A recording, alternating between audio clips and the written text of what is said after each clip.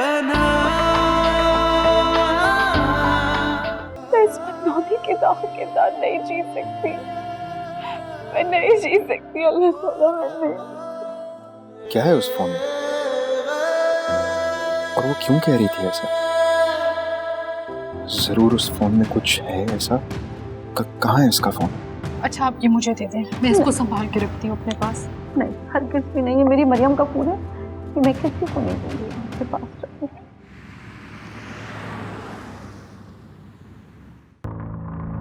एक एक पल गिन गिन के काट रहा हूँ। आखिर तुम कब मिलोगे रुशना? प्लीज एक बार मिलके मेरी बात सुन लो, फिर जो तुम्हारा फैसला होगा मुझे मंजूर होगा। इसको भी अपनी पड़ी हुई है, मगर मैं भी ना अब किसी को भी बेकार में अपना टाइम जाया नहीं करने दूंगी। रुशना, क्या हुआ? अब तक तो तुम तैयार होके बराबर में पहुंच जाती हो, आज यहीं उदास खड़ी हो। खैरियत? मूड नहीं है। मूड नहीं है या खिदमतें कर करके थक गई हो? तंज करने आई हैं आप?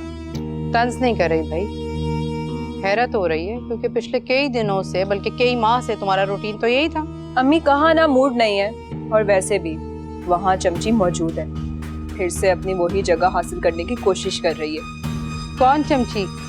ओह गुल। और किसकी बात करूंगी मैं? वो भी तक वही है जी, बहाना मिल गया उसे टिकने का।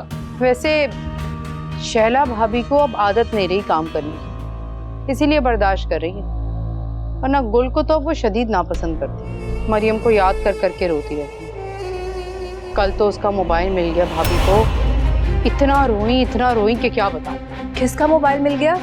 मरियम का।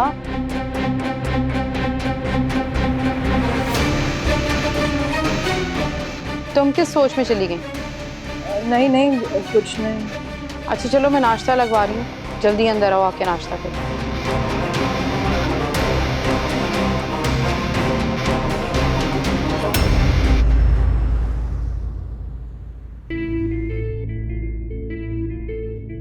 बहुत नखरे हो गए हैं इसके, मैसेज का जवाब भी नहीं देती और फोन भी ऑफ कर दिया इसने।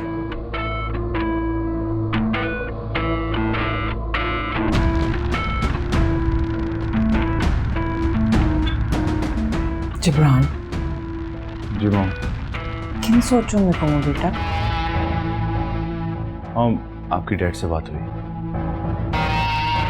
तब तो नहीं हुई है, वो वरीशा उनके सर पर सवार है। कैसे बात हुई कि ना मुझे अंदाज़ा हो गया कि अमान को काबू करने के लिए मुझे थोड़ा बहुत वरीशा के सामने झुकना पड़ेगा।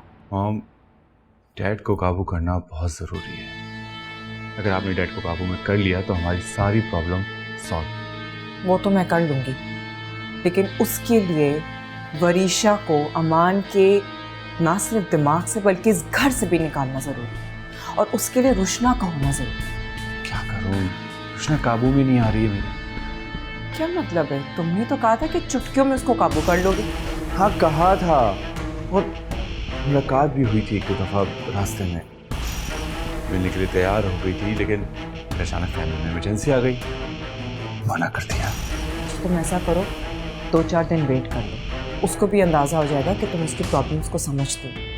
एक हो सकता है कि शायद तुम्हारे अंडरस्टैंडिंग डेवलप हो जाए उससे। ठीक है।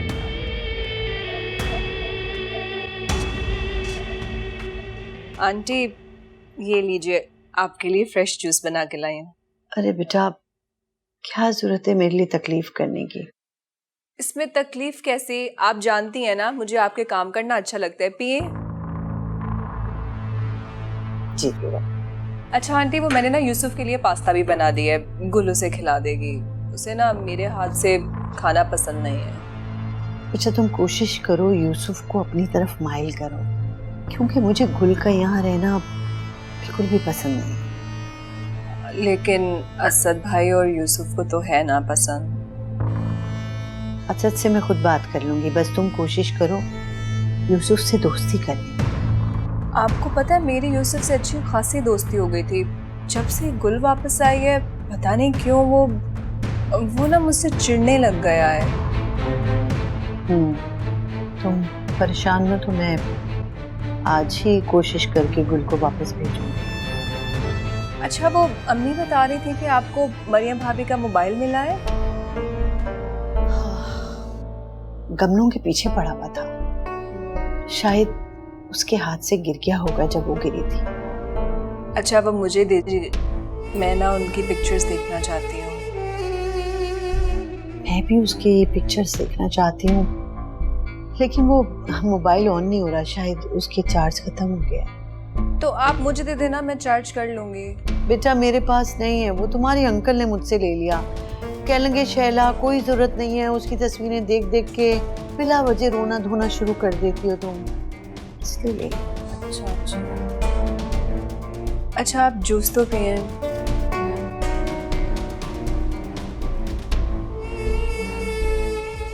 पता नहीं कहाँ रखा होगा अंकल ने।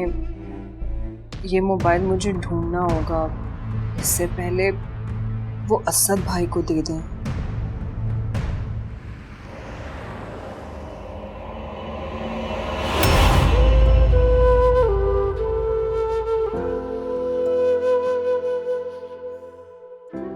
नाश्ता नहीं करूंगा, मुझे देर हो रही है।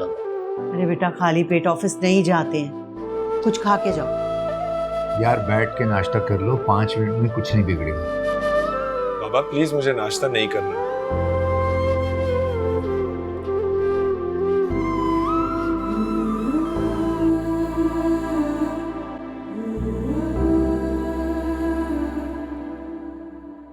आखिर ऐसी क्या बात कि फोन का सुनते ही रुश्ता वहां भागी और अब तक पता नहीं उसका। रुश्ता का हर वक्त वहां घुसे रहना, गुल और नौफल की लड़ाई क्यों खतरे का अलार्म बजा रहे हैं मेरे दिमाग में। भाभी आप खाना बना रही हैं तो मैं आटा गूंद दूं? हाँ तुम आटा गूंद दो।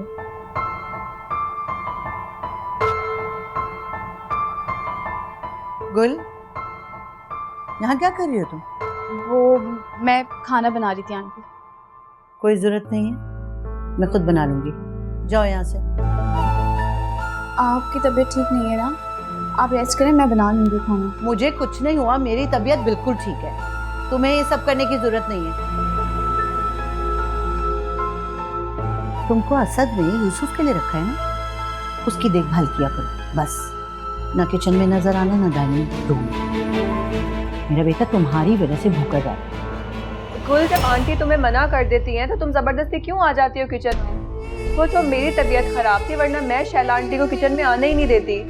जबरदस्ती तो वो घुस रहा है जिसका घर नहीं है, ये मेरा घर है। फजूल की बहस मत करो गुल, और जाओ यहाँ से। कृष्णा बेटा आओ, आके किचन संभालो, खाना बनाओ।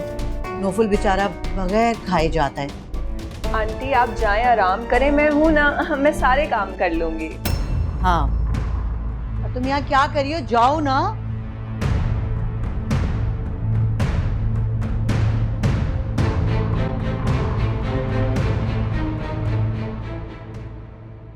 मैंने तो इस डर से तुम लोगों से रोशना की शादी का जिक्र करने ही छोड़ दिया। जिक्र करूंगी और तुम दोनों भड़क जाओगे।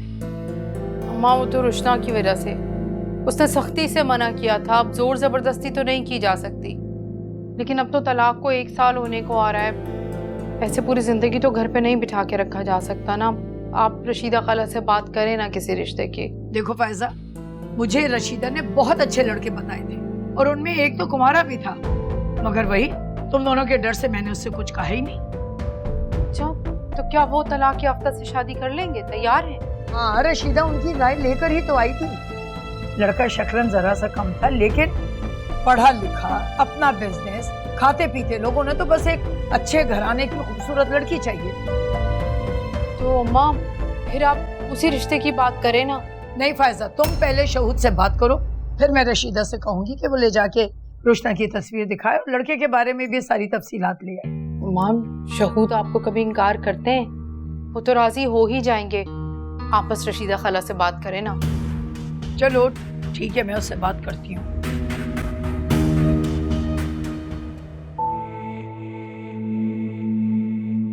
मुझे तो ये समझ में नहीं आ रही कि गुल तुम सारी जिंदगी रही हो उसके साथ, तुम्हें तो उसकी हर बात पता होनी चाहिए। मैं उसकी रग रग से वाकिफ हूँ। कृष्णा जैसे लोग खुद गर्ज होते हैं, वो अपने गर्ज के लिए किसी को भी नुकसान पहुंचा सकते हैं।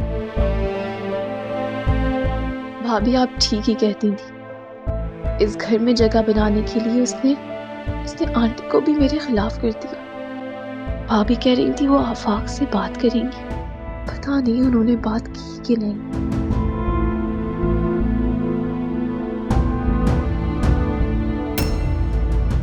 अम्मी खाना बन गया? हाँ बेटा, खाना तो रोक लो। ठीक है, मैं फ्रेश हो जाता हूँ, फिर आप लगा लो। हाँ चलो।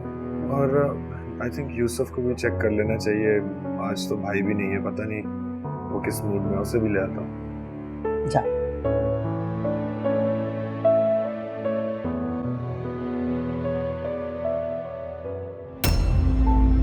शुरू में तो उसने इसी नंबर से कॉल्स और मैसेजेस किए थे, बाद में शायद नंबर बदल लिया।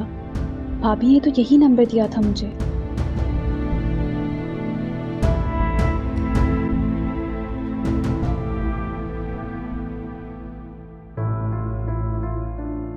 हेलो आफाक? आफाक, वो मैं गुल बात कर रही हूँ। वो आफाक, मुझे आपसे ज़रूरी बात करनी थी। आप मुझे... वाह, क्या खूब जगह का इंतखाब किया उससे बात करने का।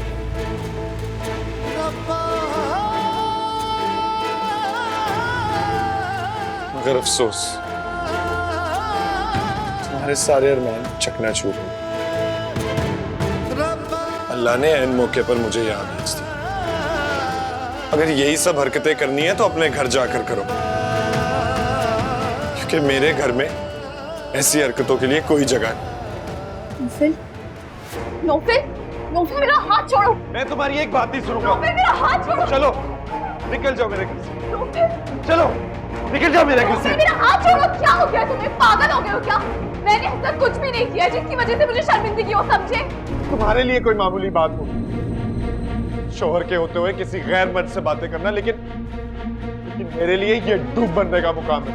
चुप, मजीद एक और लफ्ज नहीं। तुम्हारे लिए डूब मरने का ही मुकाम है, मेरी वजह से नहीं, अपनी गंदी सोच की वजह से। नौफल, क्या हुआ? गुल, तुम लोग क्यों लड़ रहे हो? अभी भी मेरी गंदी सोच है।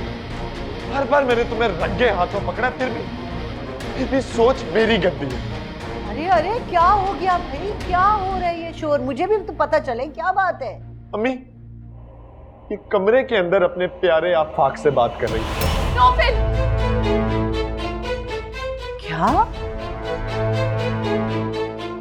क्या गुल आफाक से बातें कर रही थी? कहीं मरियम भाभी ने उसे कुछ बता तो नहीं दिया? गुल, क्या कह रहा है नौफिल? क्या बात है? ये कैसा शोर है बेटा? तुम्हें शर्म नहीं आई? इतना कुछ होने के बावजूद तुमने आफाक से अभी तक ताल्लुक खत्म नहीं किया? बस, अब मैं अपनी सफाई में एक लफ्ज भी नहीं कहूंगी। जिसे जो समझना है समझे। बेटा, तुमको मेरी बात तो सुनो। रहने दे, जाने दे यहाँ पे से। मैं तो पहले ही कहती थी इसे ना रोके, मगर इस घर में मेरी सुनता कौन है? वो लेकिन हुआ क्या है आखिर? कमरा बंद करके आफाक से फोन पे बातें कर रही थी, नौफल ने सुन लिया। क्या?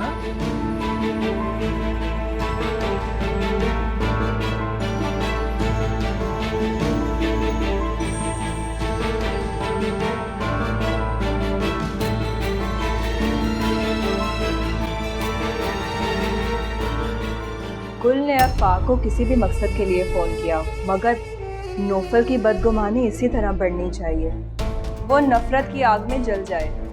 अब उसकी बर्बादी मेरा सुकून है। क्या हुआ है बेटा? बोलो, बताओ तो सही, क्यों रो रही हो?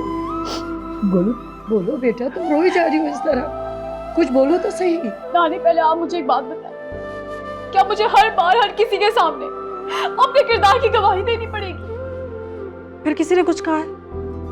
हाँ, तो हर कोई इस इंतजार में रहता है कि बस एक मौका मिल जाए और मुझ पे इल्जामात की बौछार शुरू कर दे। आज क्या हुआ है गुल? नानी जान कुछ पूछ रही है, बताओ बेटा क्या हुआ है? मैंने आफाक को कॉल की। क्या? और नौफिल ने सुन लिया और फिर मुझ पे इल्जाम लगा के मुझे घर से निकाल दिया। तो बेटा तुमने क्यों फोन किया था आफाक? ये पूछने के लिए नानी जान के मैंने ऐसा क्या किया है। मैंने तो उसके साथ कभी कुछ बुरा नहीं किया अम्मी, फिर क्यों उसने मेरी जिंदगी बर्बाद कर दी। मैंने कभी उसके किसी कॉल किसी मैसेज का जवाब नहीं दिया, तो क्यों वो मेरे पीछे पीछे मेरे घर आ गया। उसकी वजह से आज हर एक शख्स मेरे किरदार पे उंगली उठा रहा है। मुझे नहीं अच्छा लगता अम्मी, सिर्फ उसकी वजह से। मैं ये नहीं बर्दाश्त कर सकती, मैं ये नहीं बर्दाश्त। गुल, ये सब क्या हो रहा है अम्मा जी?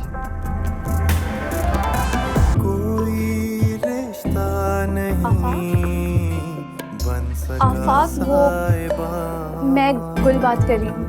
मुझे आपसे जरूरी बात करनी है। चला जिंदगी है कहाँ, मेरे चारों तरफ फैलती आग थी, राख है उड़ चुकी, रह गया है धुआं, मंजिलों को कहाँ छू सकी कोई ना, एक पल की खुशी और दुख बेपनाह, बेपनाह, बेपनाह, बेपनाह, बेपनाह, खुशियाँ तेरे कदमों में बिखर के सारी। अब मैं अपनी सफाई में एक लफ्ज भी नहीं कहूंगी। जिसे जो समझना है समझे।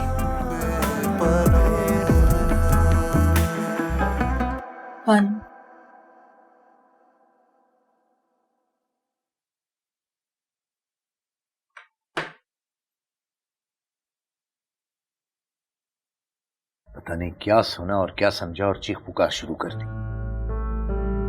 वैसे भी गुस्से में इंसान अपने होशो आवाज खो बैठता है। आपको तो हमेशा मेरे बेटे में ही बुराइयां नजर आती हैं, उसके ही खिलाफ रहा करें आप। और वो लड़की जो आंखों में धूल झोंक रही है मासूम बन के। शाला जबान संभाल के बात करो। हम ही सब कुछ संभाले, उसको कोई नहीं कहता कि वो भी संभाले। वो बिल्कुल सही है और मुझे उस पर यकीन है। उसके खिलाफ साजिश हो रही है या कुछ और है, ये मैं अब मालूम करके रहूंगा। मैं अपने बेटे का घर बर्बाद नहीं होने दूंगा किसी भी कीमत पे। आपके बेटे का घर बर्बाद हो चुका है, इसलिए मजीद किसी कोशिश की कोई जरूरत नहीं। और एक बात आप लोग सुन लें, गुल इस घर में कदम भी नहीं रखेगी। मैं उसकी शक्ल तक नहीं देखना चाहता। ये घर उसका भी है, वो क्यों नहीं आएगी यहाँ? तो ठीक है बाबा, आप उसको रख लें, मैं यहाँ से चला जाता हूँ। तुम क्यों जाओगे यहाँ से? अल्लाह ना करे, ये पहले तुम्हारा घर है, उसके बाद किसी और का। नहीं अम्मी, बाबा ठीक कह रहे, ये उनका घर है ना, वो जिसको चाहे यहाँ रखे। मगर एक बात तो तय है, वो यहाँ आई तो मैं चला जाऊं। तुम कहीं नहीं जा रहे, अपने कमरे में जाओ और अपना दिमाग ठंडा करो। शैला, इसे लेके जाओ यहाँ से। बेटा, जैसा तुम चाहोगे वैसा ही होगा। फिलहाल जाओ और अपने कमरे में जाके आराम करो। तुम्हें भूख लगी है ना? मैं खुद तुम्हें अपने हाथ से खाना बना के खिलाऊंगी।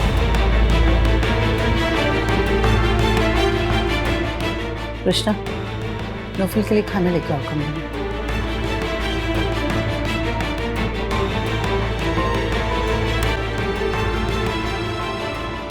नौफल, तुम्हारा घर बर्बाद हो और तुम हमेशा यूं ही तड़पते रहो। अगर मैं खुश नहीं तो तुम भी कभी खुश ना रहो।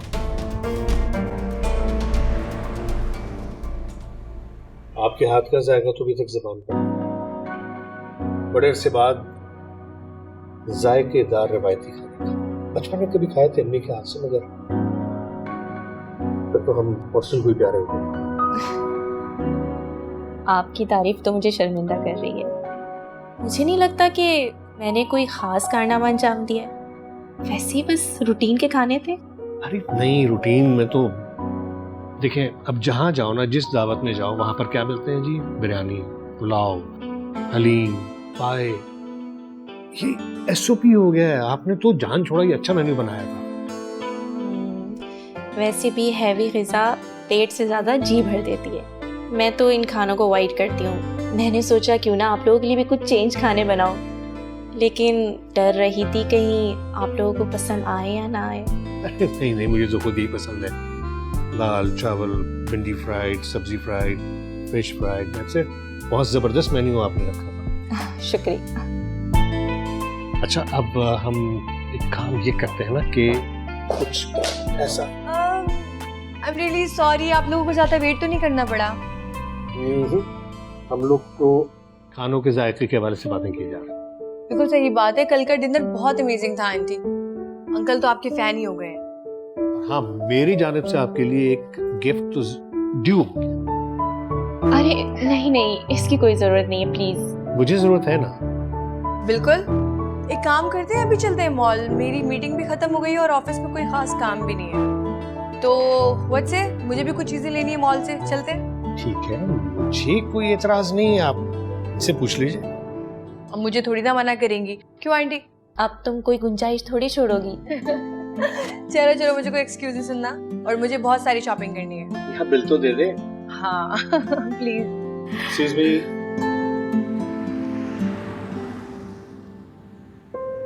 अस्सलाम वालेकुम। वालेकुम सलाम। बहुत देर कर दी, कहाँ चले गए?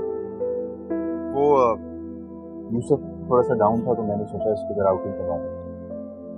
टिप्स तो नहीं बहुत अच्छी है। तुम दोनों की भी चेंज बहुत जरूरी है, खासकर तुम्हारी। एंजॉय किया? जी एंजॉय।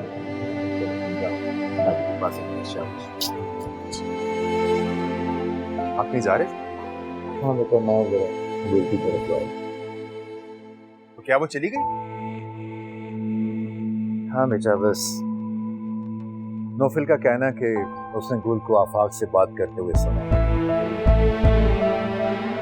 बस उसी लम्हे उसने गुल का हाथ पकड़ा और घर से बाहर निकाल दिया। तो क्या है मकाना हरकत? अगर बात करते हुए सुन भी लिया था उसने, तो उसने ये बताया कि एग्जैक्टली क्या बात कर रही थी? कुछ नहीं बताया बेटा, बस शोर शराबा मचा दिया और कहा कि आइंदा गुल इस घर में कदम नहीं रखेगी। बाबा, आप खुद सोचिए, क्या वो इतनी बेवकूफ है कि अगर उसने आफाक से बात करनी होती तो वो घर में रहकर ही बात करती, कहीं और भी तो जाके कॉल कर सकती थी। बिल्कुल ठीक कह रहे हो। और बाबा, इस मौजू को हमें अब संजीदगी से देखना होगा। हाँ बेटा, मैं जरा गुल से बात कर रहा हूँ, फिर इस मौजू पे हम बात करते हैं आपस में।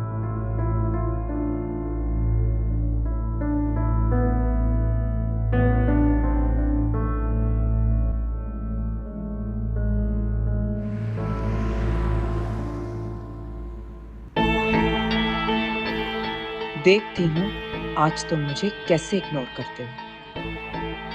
आज मैंने सारी तैयारी तुम्हारी पसंद से ही की है।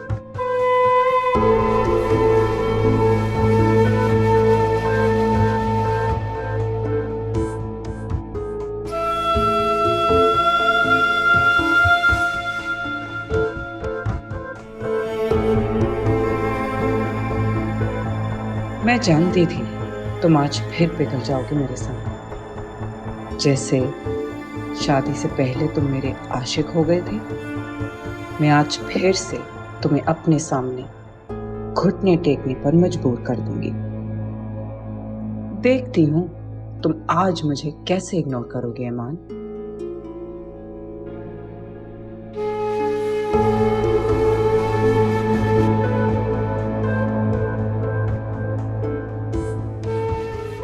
कहाँ तक बचोगे मुझसे अमान?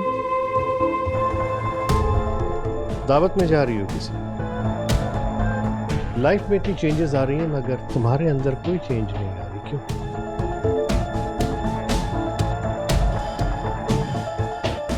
तुमसे मतलब? Akmal, you keep it up.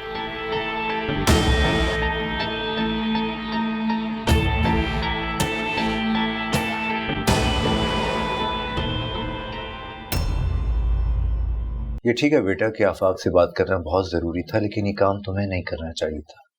तुम मुझसे कहती, मैं उससे पूछता। क्या करती अंकल, मुझे बहुत गुस्सा आ रहा था इसलिए मैंने कॉल कर दी। देखो, जब दिलों में एक बार बदगुमानी जन्म ले ले तो उसे भड़कने में टाइम नहीं लगता। इस वक्त नौफिल शक की लपेट में है और हालात जो उसे तस्वीर दिखा रहे हैं उससे उसका शक मजीद पुख्ता होता जा रहा है। ऐसे में तुम्हें मुहतात रहने की जरूरत थी। जब मसूद बिल्कुल ठीक कह रही, तुम्हें आफाक को फोन नहीं करना चाहिए और वो भी वहां बैठकर।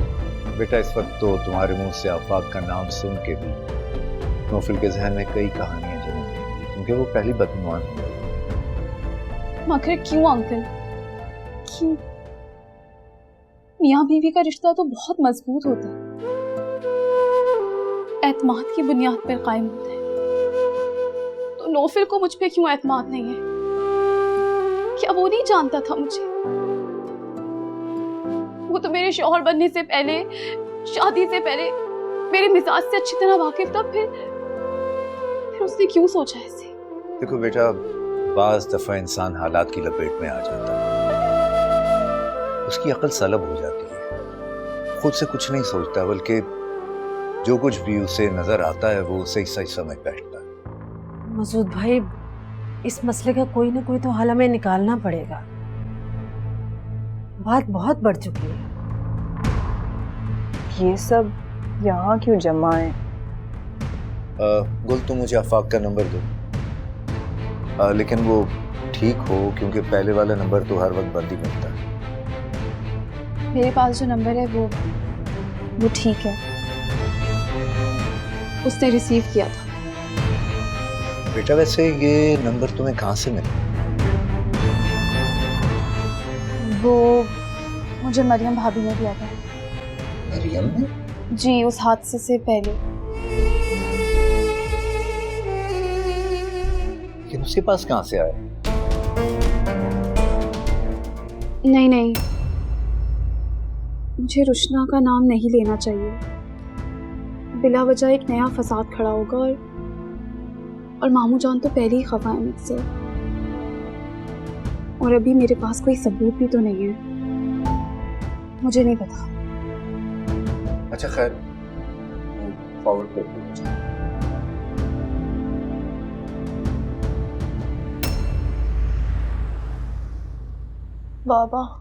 बाबा हमें मामा क्यों छोड़ के चली गई?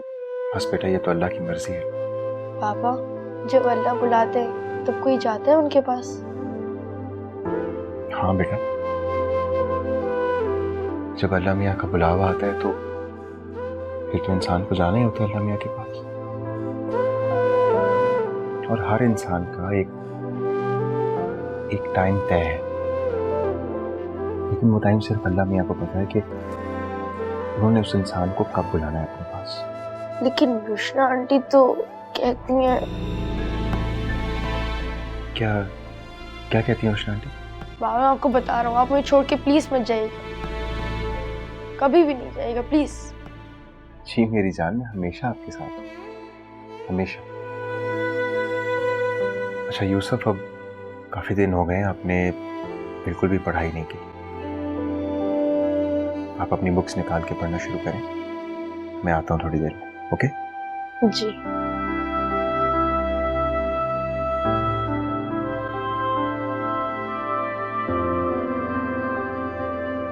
नौफिल,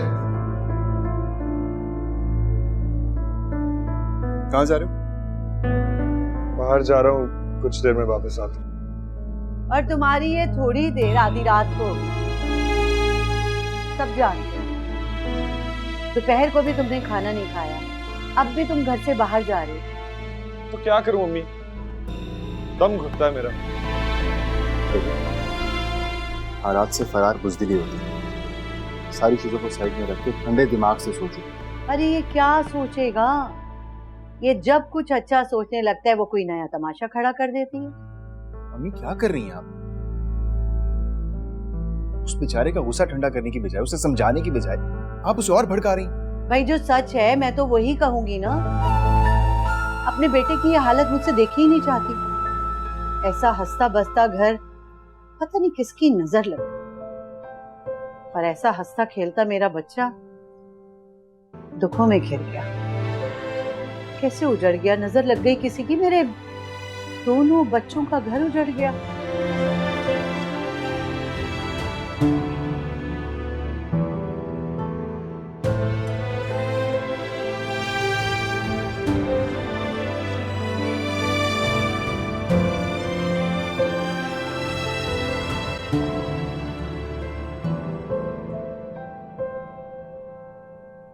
You...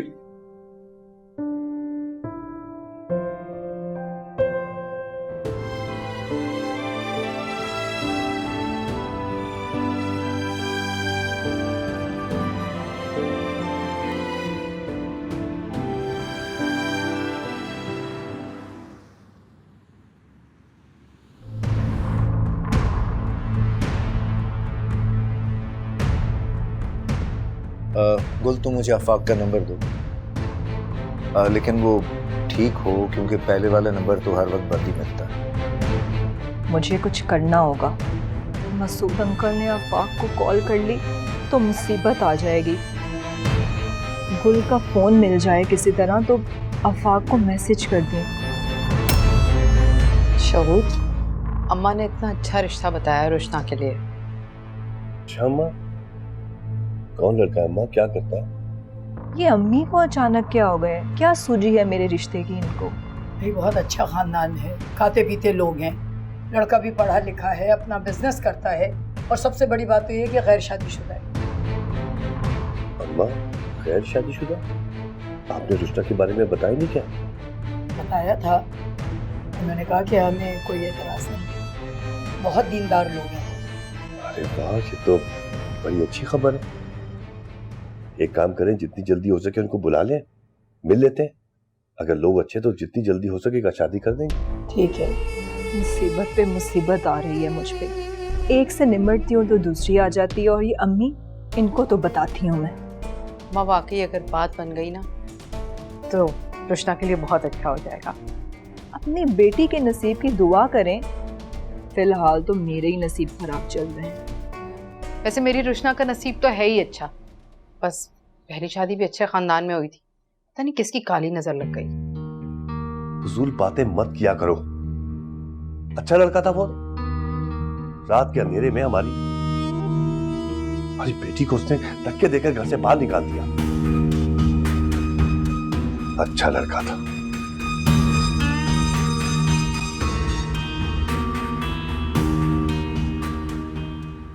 ये आप क्या कह रहे हैं बाबा? गुल को मरियम ने उसका नंबर दिया था, लेकिन मरियम का आफाक से क्या वास्ता था लोगों? और अगर उसके पास नंबर था भी तो हमें क्यों नहीं बताया उसने?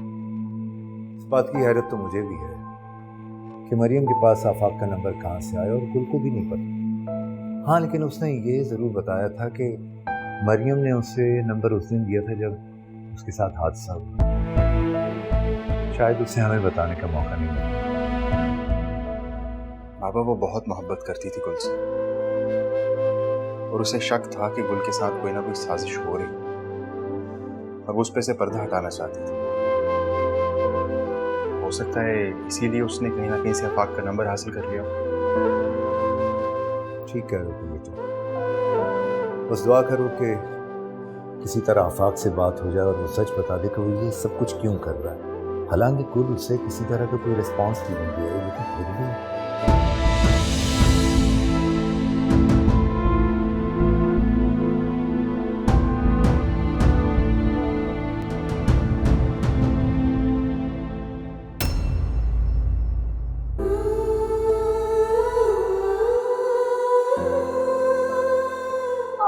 गुल, क्या प्लानिंग कर रही हो? तुमने हर किसी को अपनी तरह समझा हुआ है क्या कि हर वक्त दूसरों को बर्बाद करने की लिए प्लानिंग करते रहते हैं? मैंने तो किसी को बर्बाद नहीं किया, और तुम अपनी हरकतों की वजह से बर्बाद हुई हो। तुमने क्यों अपने साबका मंगेतर के साथ ताल्लुकात रखे ना रखती? बंद करो अपनी गंदी ज़बान।